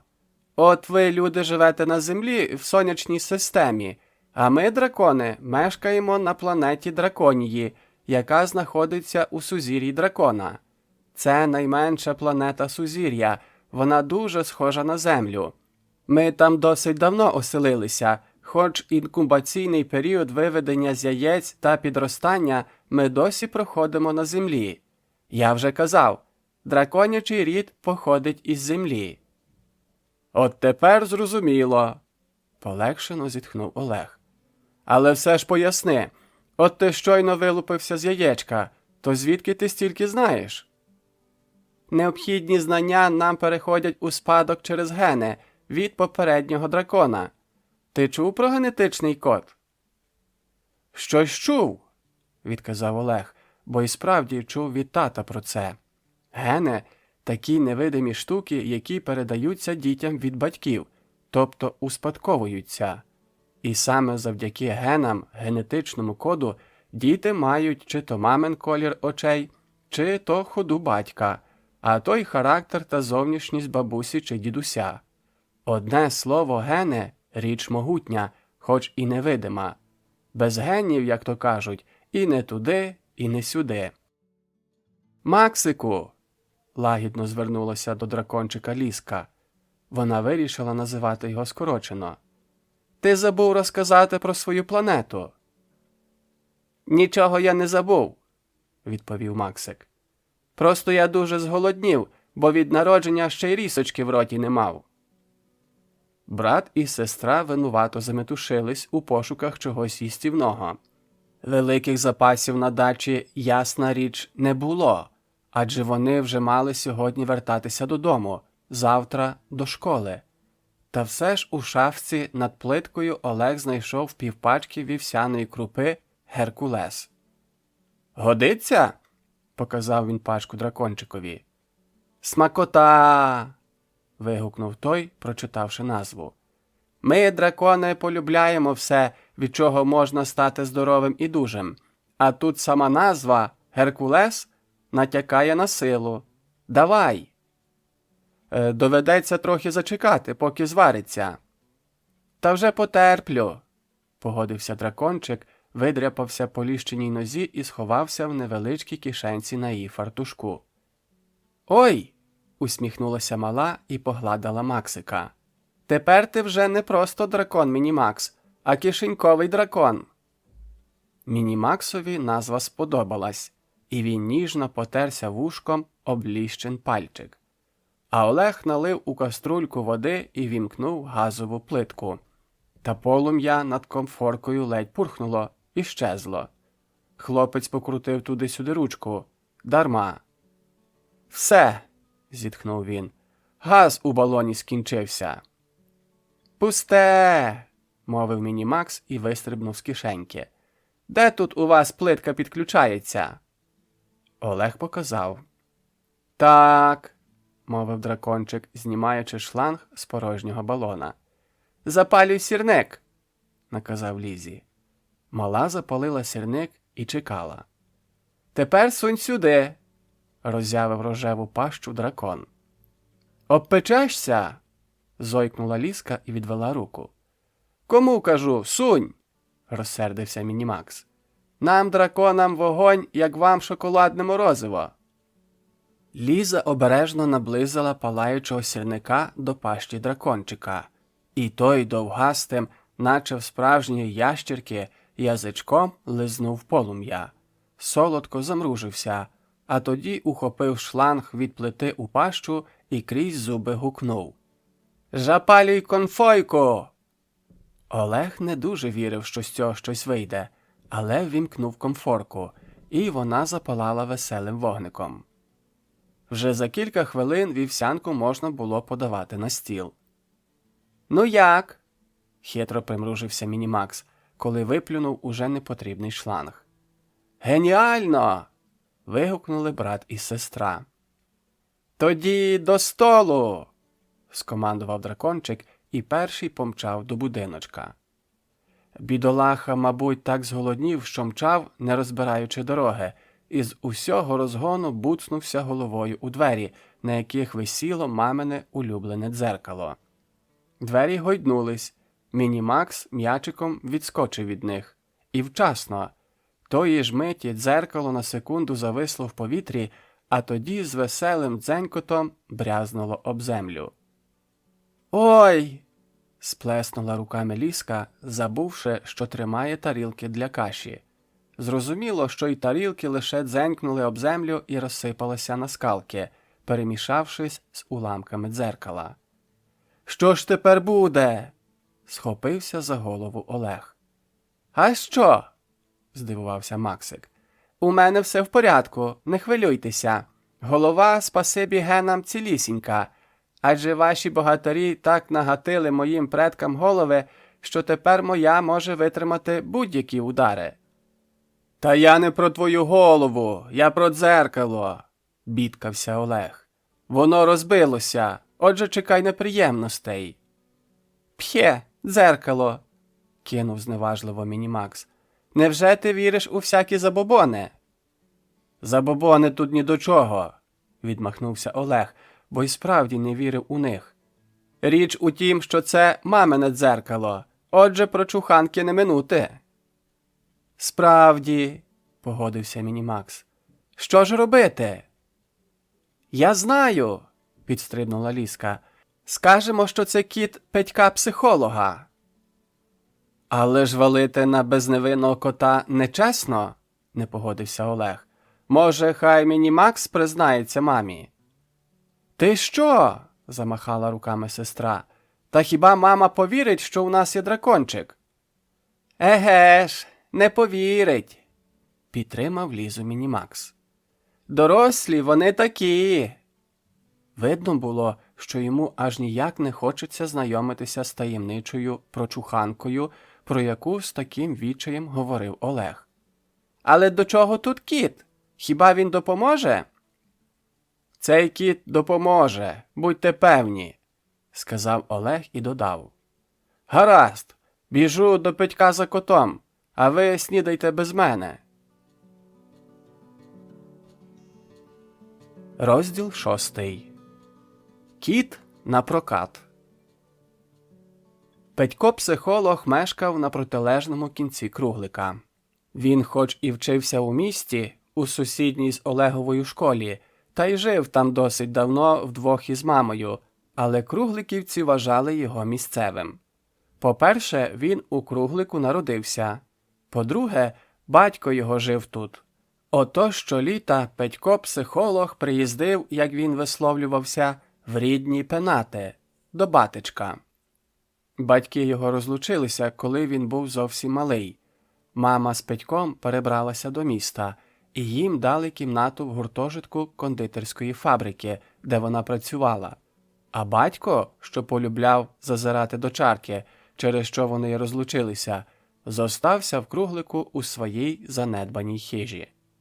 Мама все ще сподівалася, що батько візьметься врешті-решт за розум, от і виряджала щоліта Петька до нього. Може, син якось вплине на татуся. Коли Петько приїздив, батько перший місяць тримався. Ходив охайно вдягнений, веселий, брався за будь-яку роботу. Але невдовзі знаходилися різні приводи. То день народження у друга, то весілля, а то й просто вихідний день. І таточко знов брався за чарку. У такі дні Петько від ранку і до ночі пропадав на вулиці. Його підгодовували сусіди, які любили і жаліли Петькову маму. Та й сам він навчився заробляти гроші всіма правдами і неправдами. То комусь допоможе прибрати подвір'я, а то що-небудь зробити у дачника на будівництві. Загалом, як здавалося Олегові і як відчувала Ліска, Петько був начебто непоганий хлопець, але постійна нестача грошей, мабуть, таки позначилася на його характері. Петько, аби заробити копійку, міг пускатися не лише на приниження, а й хитрував, навіть із сусідами і товаришами. От і зараз він сидів на купі цегли перед довгим парканом, за яким ішло будівництво нових дач, і підперши підборіддя розмірковував, Як же зручніше перетягти оту кляту цеглу в двір однієї дачі, щоб заробити 10, обіцяну дачником, і не дуже перетрудитися при цьому. За цими роздумами і застав його Олег. «Привіт!» – кинув він Петькові. «Добре, що зразу знайшов тебе. Ти мені конче потрібний». «Знайшов», – усміхнувся Петько-психолог. «Я ні від кого й не ховався. А навіщо я тобі знадобився? Мабуть, знову позичити грошей? Так я, ти ж знаєш, даю лише під проценти». З Петьковими процентами Олег познайомився зовсім недавно. Він біг по молоко і дорогою натрапив на автолавку з книгами. Серед безлічі поетичних збірок, яким, судячи по роках видання, належало б знаходитися на полицях букіністичного магазину та різноманітних довідників для домашніх господарок, його погляд вихопив давно вимріяну книжку про історію піратства. Про цю книгу Олег багато чув, але в місті дістати її не зміг навіть тато. Та що там тато? Навіть Бобчик Ізольди Сократівни, котрому, за її словами, дістати будь-що легше, аніж перевернутися з боку на бік, і той розвів руками. І от маєш. Тут, у круглику, в заїжджій автолавці Олег раптом бачить бажану книгу і навіть може стати її власником. Прогавити таку нагоду він не міг. Олег на якусь мить завагався, а тоді рішуче поліз до кишені і витяг трояк, який мама дала на молоко. Через лічені хвилини дорогоцінна книга була у нього в руках. «А як же молоко? І що я скажу мамі?» Схаменувся Олег, коли вже ніжно притискав до грудей грубезний том у барвистій обкладинці, під якою ховалися таємниці корсарів південних морів. Аж тут нагодився Петько-психолог, що вештався неподалік. «Що, загули грошики?» – вишкірився він. «А мати, мабуть, на молоко давала». «А тобі що?» – огризнувся Олег. Він знав, що в нього вдома є 5 карбованців, які батьки подарували йому та Лізці на 1 вересня, тож і сподівався закрити ними незаплановану дірку в сімейному бюджеті. І з сестрою він якось домовиться, вона зрозуміє. У крайньому разі віддасть їй свою кулькову авторучку на 6 кольорів. «Мені байдуже», – знов усміхнувся Петько. «Я просто так запитав, може, допомога потрібна, але якщо не хочеш, вибачай». І він повернувся, щоб іти геть. Та Олег ухопив його за лікоть. «Стривай, а як ти можеш допомогти?» «Елементарно. Позичу тобі гроші, а ти потім віддаси». «Ти справжній друг!» – вигукнув Олег, не дослухавши до кінця, і щиросердно ляснув Петька-психолога по плечу. «Звичайно, віддам. Куплю молока, занесу додому і борг принесу. У мене вдома гроші є. А здача знайдеться? У мене тільки 5 карбованців, одним папірцем». «Не переживай, якось домовимось», – примружився Петько і тицнув Олегові трояка. Той помчав по молоко. За півгодини він прибіг на те ж місце, де його чекав Петько. «Тримай!» – простягнув Олег 5. «Ти дуже виручив мене, спасибі!» «Та чого там, дрібниці!» – відмахнувся Петько. «А ти молодчина, не примусив чекати!» – похвалив він Олега, недбало засовуючи гроші до кишені. «Ну, наше вашим!» – помахав рукою і пішов. «А здача?» – отетерів Олег. «Я ж у тебе брав не 5, а трояк». «Ну ти даєш!» – обернувся Петько. «Яка ще здача? А матеріальне заохочення за послугу, га? Вважай, що гроші я давав тобі під проценти». І Петько подавсь геть. А Олег так і зостався на місці із розкритим від подиву ротом. Все це відразу пригадав Олег, коли знову почув від Петька-психолога про проценти. «Гроші мені не потрібні», – відказав Олег. «Я до тебе в іншій справі. Позич до вечора кота». «Накоїв щось?» – здогадався Петько-психолог. «Та так, трохи», – опустив очі Олег. Мабуть, не так уже й трохи, якщо кота просиш, скривився глузливо Петько. Невже тебе твої інтелігентні і виховані тато й мама теж лупцюють? Вони мене і сестру навіть пальцем ніколи не зачепили, гордо заперечив Олег. Але іноді, додав відверто, краще хай би побили, аніж нотації читати. Розумію, поспічував Петько. Все розумію. Радий був би допомогти, та не можу. Робота. І він показав на купу цегли, на якій сидів. Оце дачникові пообіцяв до обіду у двір перетягти, а мого Рекса, сам знаєш, упіймати не так то й просто. Знаю, похнюпився Олег і раптом вигукнув. А давай я допоможу. Згода, відразу підвівся Петько, ніби чекав цих слів. Він, звичайно, не сказав Олегові, що за роботу має отримати 10, та Олега це не обходило. «Я мчу шукати Рекса», – кинув Петько, – «а ти поки цеглу носи. Правда, я не гарантую, що швидко знайду котяру. Сам знаєш, який він дикий. Та для тебе вже постараюся». Петько вирішив і тут схитрувати. Кіт сидів у нього вдома зачинений, але він сподівався погуляти якомога довше, наче і справді шукаючи Рекса. А коли Олег перетягає цеглу, зразу ж і об'явиться. А щоб його не дуже гнітила ще не зовсім загублена совість, Петько-психолог пообіцяв за прокат Рекса грошей з Олега не брати. Обидва хлопчики, вкрай задоволені, кожен по-своєму, вдарили по руках, і Петько помчав шукати Рекса, а Олег заходився носити цеглу у двір. Поки вони займаються своїми справами, час, мабуть, розказати, чому Петька прозивають психологом, і що в нього за дивовижний прокатний кіт із собачим ім'ям. У кінці липня, після страшної зливи на дорозі перед хатою Петькового тата, з'явилася чималенька Баюра. Петько помітив її перший і заради розваги сховався за парканом, почав спостерігати, що з того буде. Спершу вулицею пробігла, грайливо підстрибуючи і могикуючи «Повезу тебе до тундри» місцева красуня Ляля. Вона вчасно помітила своїми молодими гострозорими очима Баюру, легко і граціозно, мов дика кізочка, перестрибнула її і понеслася далі із своєю пісенькою. Другим ішов літній новоспечений дачник. Він тягнув на плечі важезний мішок із цементом. Вимоїни він не помітив, бо весь час озирався на всі боки, тож уступив у яму, але на ногах утримався. Мішок допоміг.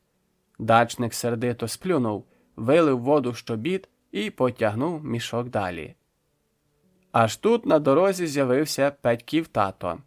Його хитало із боку в бік, він хапався руками за паркан, але поволі наближався до свого двору. Петько помітив батька і хотів перейняти його, та не встиг. Той п'яно поточився і сторч головою влетів у Баюру. Ледь звівшись на ноги, які майже не тримали його, батечко побачив перед собою переляканого сина. «Ага!» – заревів він. «Так ось як! Рідного таточка на той світ відпровадити надумав. Ось я тобі зараз!» Він замахнувся кулаком та втратив рівновагу і знову гепнувся в калюжу. Зрештою, при допомозі Петька та сусідів, що нагодилися, почувши галас, його вдалося затягти додому і покласти на розкладушку. Як виявилося потім, батько, упавши вдруге, зламав руку. У нещасті він, звичайно, звинуватив сина. Петько пробував пояснити, що не закидав вимоїну землею, бо хотів провести психологічний експеримент, поглянути, як поводитимуться люди, чи полагодять дорогу. «А ти куди дивився?» – бушував батько. «Мене хотів спекатись, га?» «Та я ж пояснюю, експеримент проводив, так психологи роблять», – захищався Петько. «Експеримент, психологи, психолог розтриклятий, а ще сином називається. Ніякий ти не син, а просто психолог, і край. Слово «психолог» так образливо звучало у батькових вустах, що сприймалося як прізвисько. Відтоді воно і причепилося до Петька. А кіт у нього справді був незвичайний. Петько водив Рекса переважно на ланцюжку, самого гуляти не пускав. Казав, що кіт зовсім дикий, кидається на людей. Кіт і справді на вигляд був страшний, сіамської породи, на зріст більший за середнього собацюру. І хоч очі мав лагідні і незлобливі, та на ланцюгу ще й при таких, як казали люди, габаритах, був схожий на дикого звіра. Цим і користався Петько, який, до речі, сам розповсюджував про Рекса жахливі чутки. То, мовляв, кіт погриз у хаті дубовий обідній стіл, то в сусідньому селі напав на бугая, що відбився від череди, а то начебто головою пробив стінку хати і витолочив ущент батькові помідори. Рексовою славою користувалися і діти дачників, які охоче брали кота на прокат. Зрозуміло, за гроші, які вимагав за це Петько-психолог. Річ у тім, що у кожній родині, де є діти, завжди трапляються різні невеличкі неприємності, яким важко запобігти.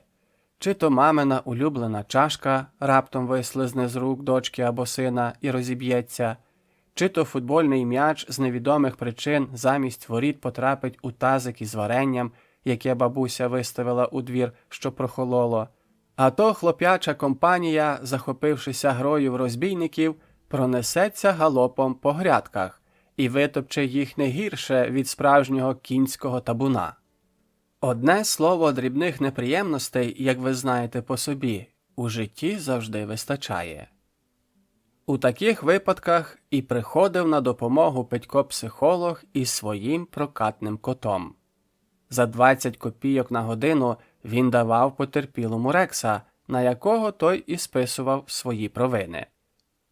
Як ви зрозуміли, Олег теж вирішив удатися до послуг прокатного кота, списати на нього розбите дзеркало і потрощений посуд. Отож довелося працювати.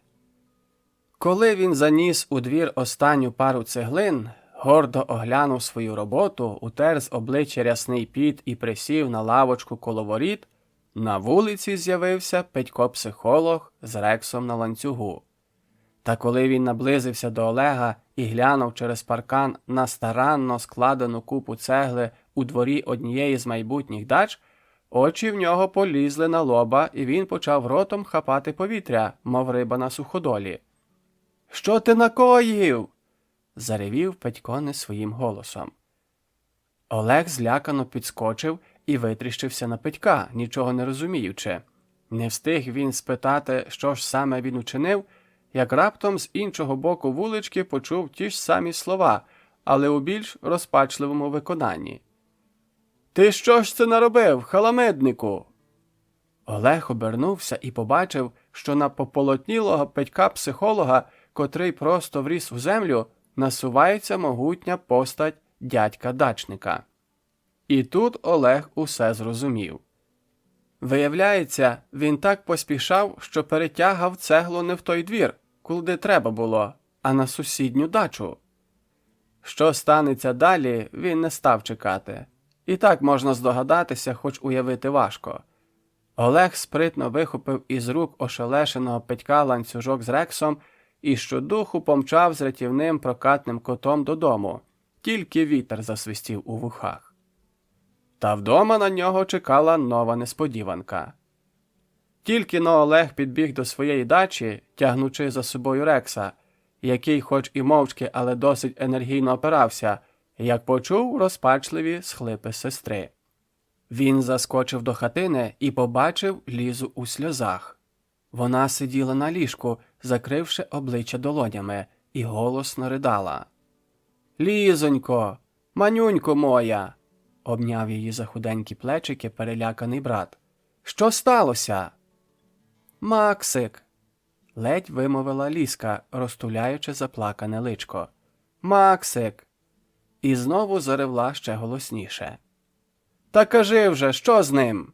– вигукнув Олег, коли зрозумів, що з сестрою нічого страшного не сталося. Ліза звела на нього великі очі, повні сліз, і тремтячими губами прошептала: «Максик зник!» Розділ 7. Викрадення Мінімакса. Хоч була ще тільки обідня пора, Ізольда Сократівна покинула поратись у курнику та з квітами і при повному параді метушилася по хаті.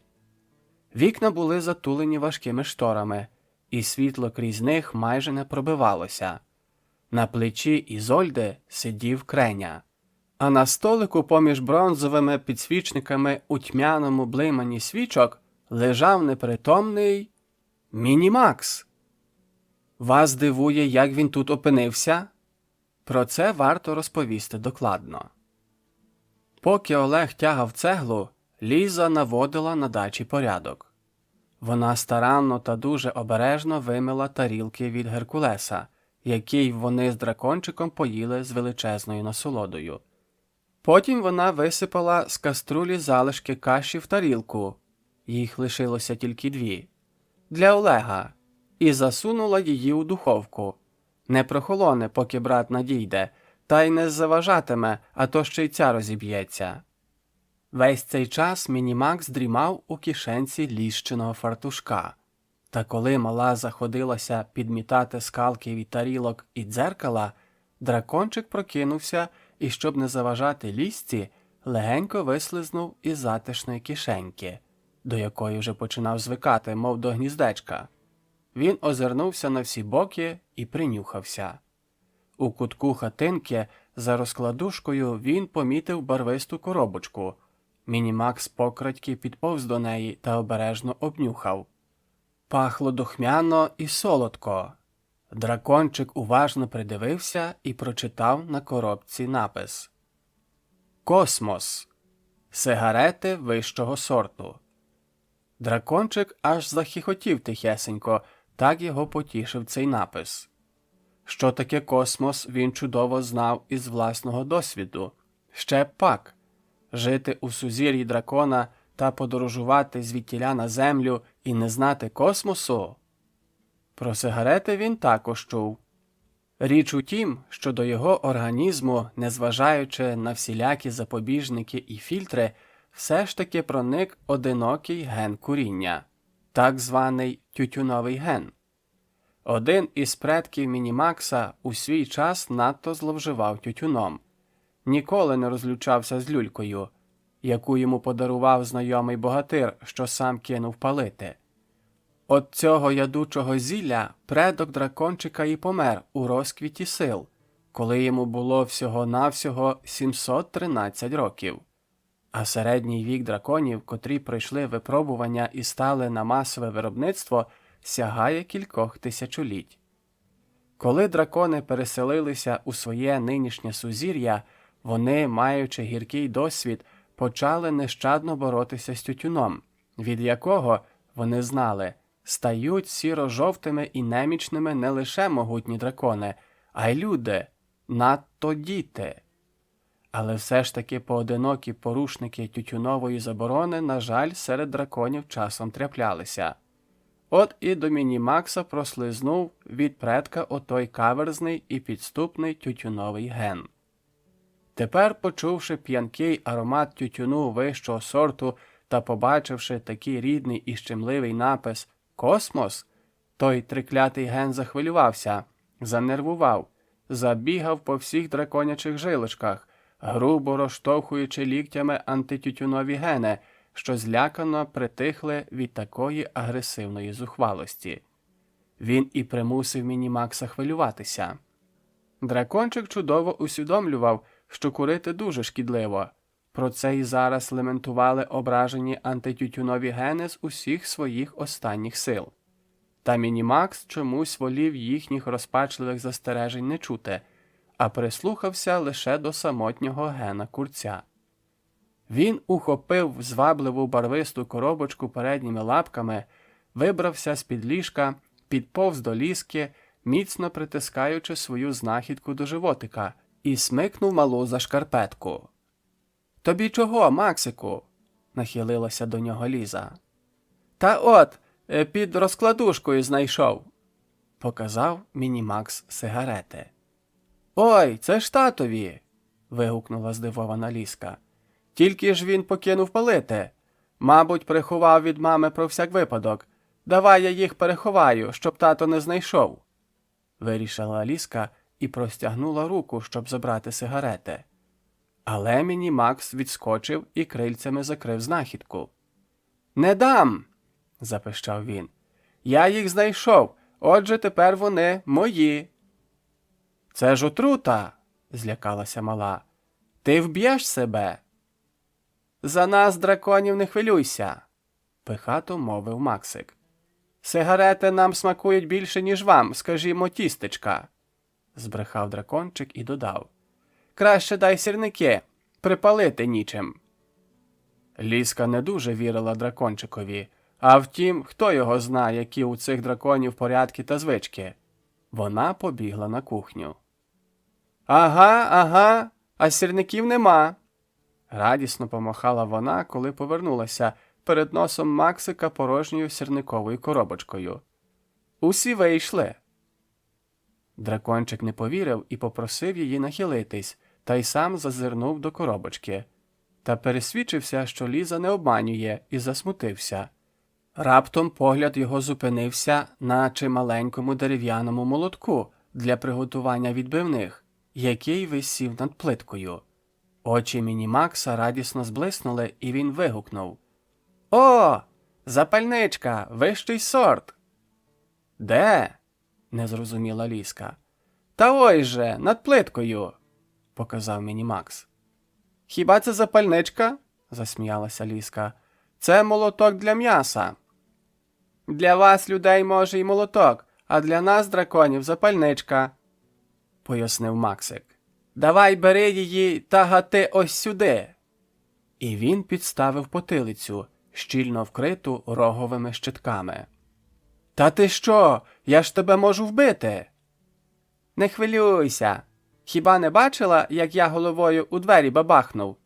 Отож бо, я ж уже казав, після роботи ваших богатирів наші драконячі голови нічим не проб'єш». «Але при чому тут вогонь?» – не зрозуміла дівчинка. «А при тому, що від удару по потилиці з очей посиплються іскри, а я від них припалю». Лізці дуже закортіло поглянути на таку дивовижу, і вона наважилась. Взяла молоток, легенько розмахнулася та бацнула Мінімакса по потилиці. Ніяких іскор вона не побачила. «От і нема нічого», – розчаровано сказала вона. «Звичайно, нема, якщо бити так ніжно», – розсердився дракончик. «Ану, спробуй дужче». Лізка розмахнулася вдруге і поцілила дракончикові точно поміж вухами. Молоток дзвінко брязнув об щитки, і з очей Максика вихопився жмут блакитних іскорок, від яких дракончик дуже спритно прикурив сигарету, наче робив це все своє життя. От що значить тютюновий ген. Він переміг опір інших генів і направив на шкідливий вчинок бідолашного дракончика, який ні сном, ні духом не відав, що його чекає. «Красотища!» – мовив Мінімакс, глибоко затягуючись, мружачи очі і випускаючи в повітря густий струмінь тютюнового диму. «Нектар! Бальзам! Амброзія!» Від ядучого диму Лізка закашлялась, аж сльози з очей побігли. Замахала руками, розганяючи дим, і благально попросила дракончика. «Максику, ти краще вийди в садок і там покури, поки я приберу, а то твій дим очі мені виїсть». «Нема питань!»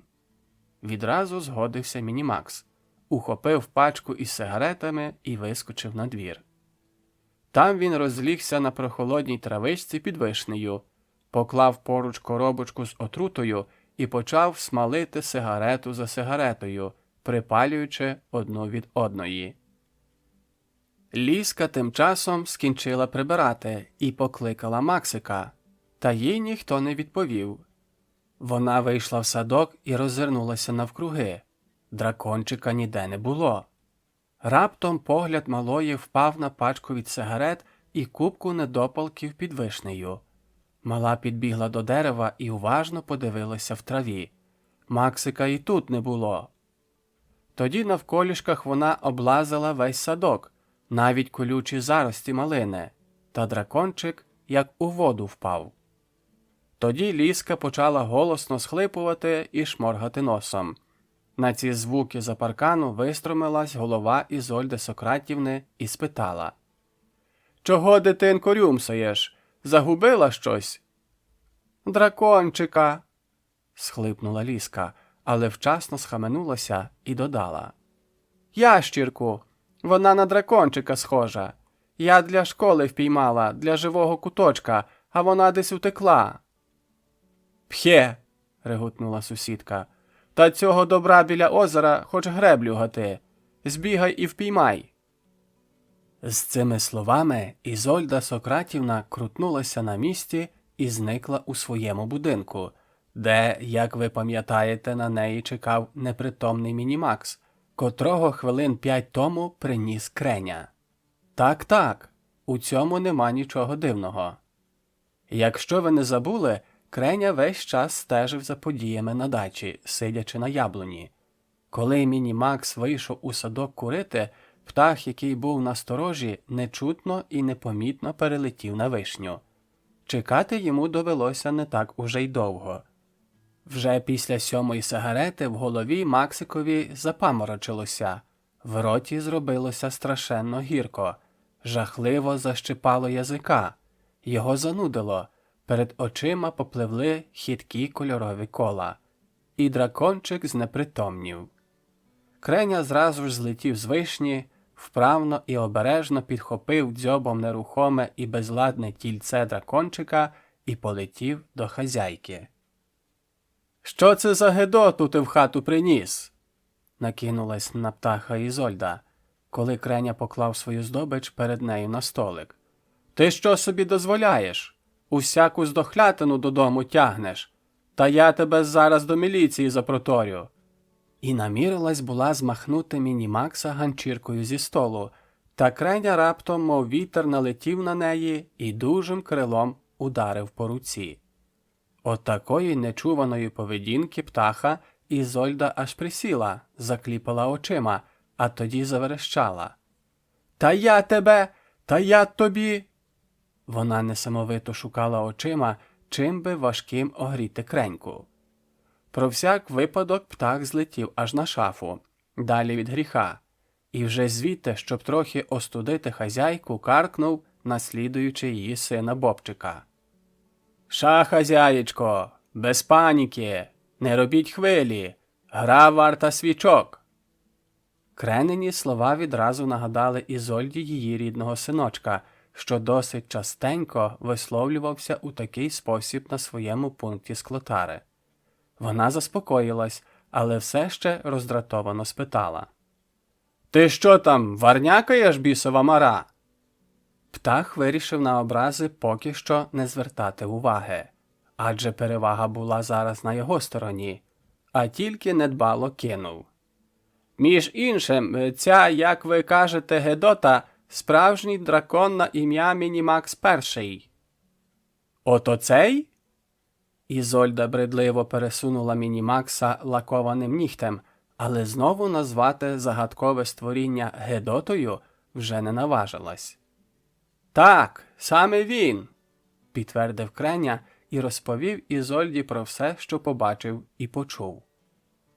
«Та це ж справжній скарб!» – вигукнула Ізольда, коли вислухала птахову розповідь. «Тепер я побудую теплицю і підключу до неї дракона. Хай дихає полум'ям та обігріває її. Ох, і квіточок же в мене буде, і цілий рік, а грошеняток». Ізольда у захваті від небачених прибутків аж заплющилась. Раптом вона замислилась. «А як його приручити?» – спитала вона Креню. «Він же ось-ось оговтається, розізлиться, коли побачить, де він, і все тут потрощить». «Не бійтеся», – заспокоїв хазяйку птах. Якось то обдурите його. Полякаєте, наприклад, як і мене, міліцією. Ти маєш рацію, зраділа Ізольда. Так і вчиню. Тільки-но він прийде до тями, я зразу ж розповім йому про паспортний режим. Прописка в нього є? Нема. Хо-хо. А паспорт є? Теж, хе-хе, нема. А коли так, будьте ласкаві, голубе, до райвідділу для з'ясування особи. І вона зареготала, пишаючись собою, а Креня лиш презирливо скривився. «Давай приведем його до тями», – мовила Ізольда, видобуваючи з шухляди пляшечку з нашатирем. Креня, що вже і сам трохи оговтався, відсахнувся, бо вже колись нюхав цю гедоту, і ненароком зачепив пляшечку. Вона впала і розбилася. Кімната відразу наповнилася ядучим запахом, і Ізольда, затуливши носа, прожогом кинулась до дверей, ледь не пристукнувши бідолашного птаха, що теж шугонув навздогін. «Чого це ви, Ізольдо Сократівно, дверима б'єтеся?» – образився Креня, поправляючи прим'яте пір'я.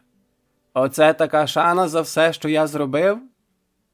«Цить, дурню!» – гримнула на нього Ізольда. Вона вирішила, що тепер птах їй уже не потрібний. Що він у порівнянні із справжнім драконом? Пусте місце. Можеш взагалі забиратися геть, якщо тобі тут не подобається. І заберуся, відказав Креня. З радістю заберуся. Але ви, шановна Ізольдо Сократівно, забули, видать, що навчили мене розмовляти. А якщо хтось уміє бачити, слухати і говорити, ще й при цьому знає чимало, скажімо, про комерцію вашу чи про банковий банк. Тут Креня зробив невеличку паузу, щоб поглянути на реакцію хазяйки. Той при бажанні дуже легко знайде собі вдячного співрозмовника і слухача, ну, скажімо, нашого глибокошановного дільничного крутивуса. Ізольда аж підскочила від такої підступності свого вихованця.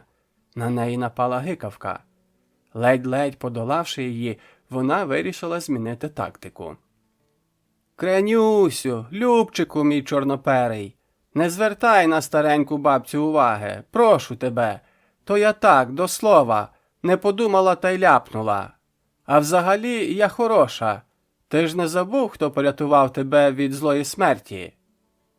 А хто знущався наді мною все життя?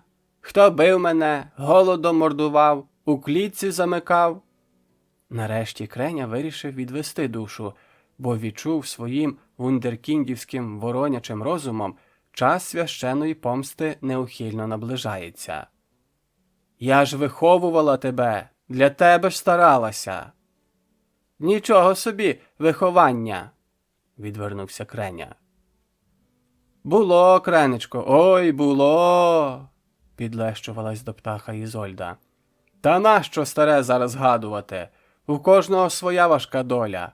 А я хочу, аби моєму Бобчикові гарно жилося. От і збираю грошики. Може, хоч йому долю полегшу». «Еге, полегшите», – презирливо каркнув Креня. «Та він у вас скоро на той світ відбуде, бо пиячить без просипу. І, до речі, за ваші ж грошики».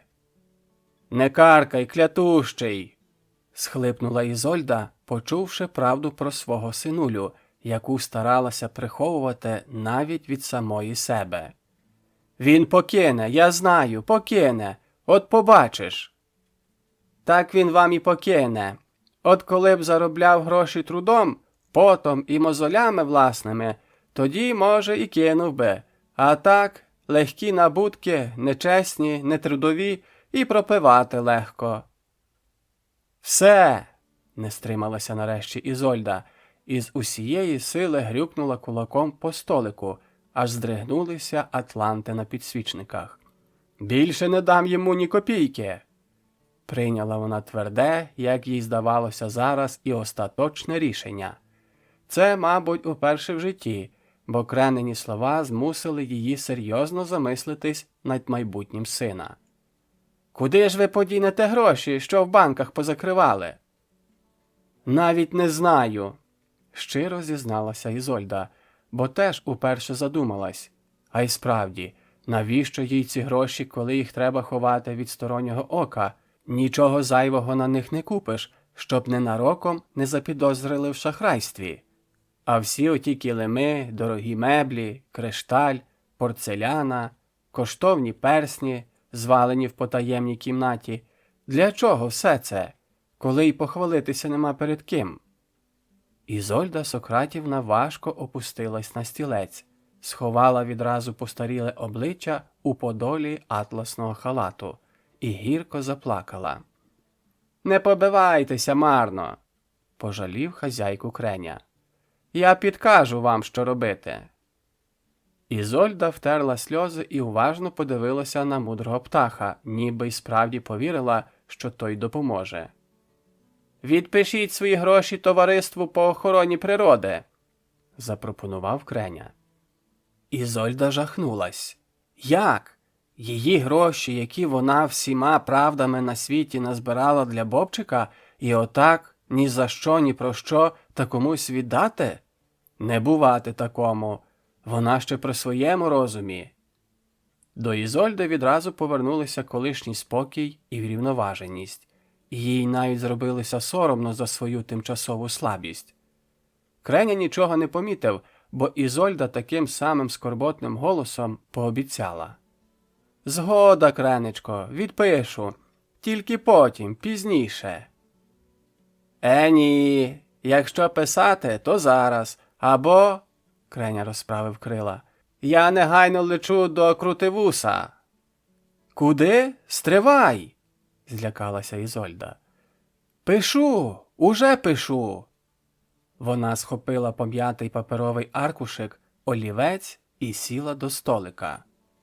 Напишу, аби відчепився, подумала Ізольда, а потім викину. Вона розгладила папірець і під диктовку птаха написала: «Заповіт. Всі гроші, що належать мені, добровільно віддаю товариству по охороні природи на утримання диких птахів. Ізольда Сократівна». «Ну що, радий?» – спитала Ізольда, коли Креня двічі уважно перечитав написане. «А тепер хай папірчик полежить поки що ось тут». Хазяйка відкрила шухляду і глибоко засунула свій заповіт. «От скінчаться квіточки на продаж, продам курочок своїх і все оце добро?» Ізольда обвела рукою своє майно. «Додам виручені гроші до тих, що є, тоді все й перекажу твоєму улюбленому товариству. Хай підгодовує бідолашне птаство». Креня не дуже вірив їй, але був спокійний. Про шухлядку, де лежав заповіт, він знав дещо таке, про що Ізольда і не здогадувалася. Раптом почулося жалібне чи то попискування, чи то стогін. Вони кинулись у другу кімнату, де полишили непритомного Мінімакса, і побачили, що дракончик ворушиться і здивовано кліпає повіками. «Де я?»